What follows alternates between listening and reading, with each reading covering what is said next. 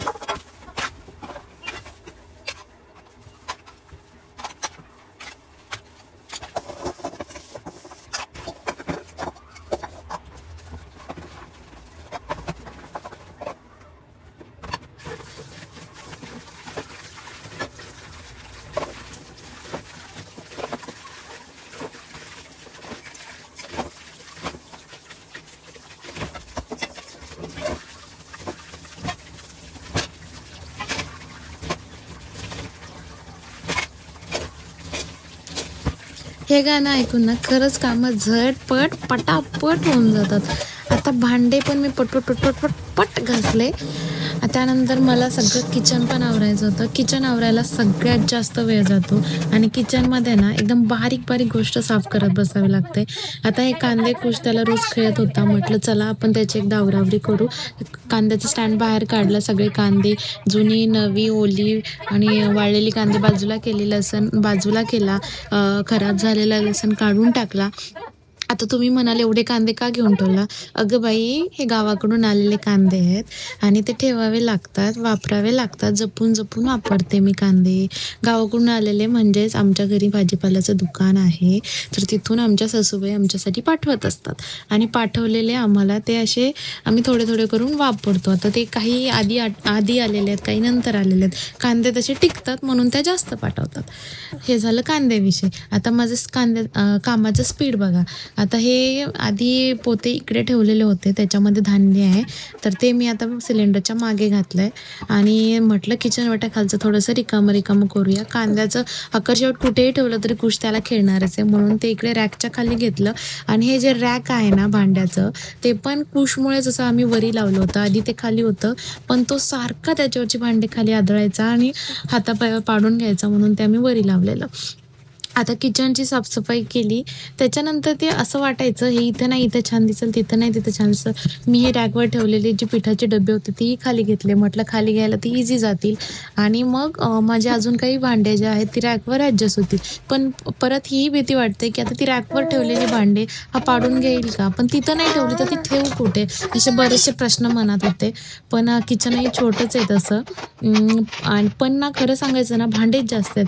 खूप भांडे आहेत आणि असं झालंय की खरंच आपण डिश पण वाढल्यात ना जुन्या लोकांपेक्षा. आपल्या डिश वाढल्यात, पदार्थ वाढल्यामुळं तर नॉनस्टिक पॅन पाहिजे, त्याच्यासाठी नॉनस्टिक हे पाहिजे, ते पाहिजे, वेगवेगळे उलातनं पाहिजे.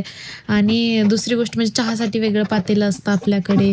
आपल्याकडे काचाची वेगळी कपं, पाहुणे आल्यावरची वेगळी कपं, असं किती किती आपण वाढवून ठेवलं ना सगळं डोक्याला. आता हे ठेवायची कुठं हा पण मोठाच प्रश्न असतो. पण तरी असं ॲडजस्ट करतात बायका. बायका तसं ऑर्गनाईज करण्यामध्ये असतातच स्मार्ट. माझ्यासारख्या कित्येक जणी आहेत अशा. बरं ठीक आहे. चला आता मी भांडे पण लावून घेतले तुम्हाला बोलवलं. तुम्ही म्हणाल एवढी काही बडबड करते, तर तुम्हाला बोर होईल ना माझं ब्लॉग बघताना, म्हणून म्हटलं करावं तर. पण हे काम करत असताना बघा, हे एक काम वाढवून ठेवलं होतं. दूध उतू गेलं. ते बघून खूप वाईट वाटलं. पण काय करणार, ते माझ्याच चुकीनं गेलं होतं. मी इकडे भांडेच लावत बसले आणि ते जर्मनचं पातेलं असल्यामुळं वाजलं पण नाही. जर्मनची भांडी मला लग्नात दिलेली आहेत मम्मी पप्पांनी. आता त्या जर्मनचे भांडे वापरण्याबद्दल पण मी खूप ऐकलंय, ती चांगली नसतात वगैरे. पण जे आहेत ते मी यूज करते. जास्त नाही, पण असं दूध वगैरे थोड्या काही कामांसाठी करते यूज. आता त्यानंतर फ्रीज पण आवरून घेतलं. फ्रीजवरची ही जी मॅग्नेट आहेत ना, ती मी आता रिसेंटली मिशोवरून मागवली होती. मला ती खूप आवडली होती आणि कुश पण अधूनमधून त्याला खेळत असतो. त्याच्यामुळे असं तुम्ही म्हणू शकता की ती आम्हा दोघांना आवडली. आता इकडे तोपर्यंत घरं पुसलेली लादी पण वाळली होती फॅन लावल्यामुळे.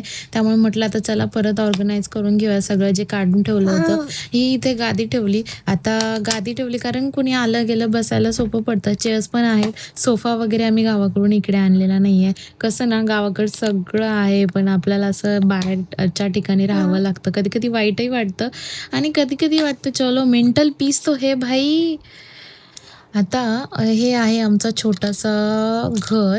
हे आवरल्यानंतर काहीसं असं दिसतंय. कसं दिसतंय हे मला कमेंटमध्ये नक्की सांगा. मी परत एकदा दाखवते. हे बघा, हे लाइटिंग्स आणि हे पानाचं जे डेकोरेशन आहे ते मी मध्ये केलं होतं. जेव्हा मला बोर होतं ना, तेव्हा असं काहीतरी क्रिएटिव्ह सुचत राहतं.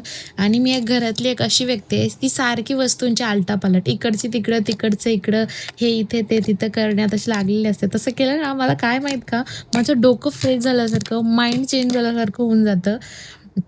आता ह्याला बरेचसे कन्सेप्ट आलेले आहेत नवीन, की ज्याचं मन अस्तव्यस्त आहे त्याला पसर अस्तव्यस्त जमत नाही वगैरे वगैरे. तर हे फ्रीजवरचे जे मॅग्नेट आहेत तुम्हाला दिसत आहेत, त्याची लिंक हवी असेल तर मला कमेंट करा. तर हा होता आजचा ब्लॉग. तुम्हाला घर कसं वाटलं आणि ब्लॉग कसा वाटला हे दोन्ही मला आजच्या व्हिडिओच्या कमेंट्स बॉक्समध्ये तुम्ही सांगू शकता. आजच्यासाठी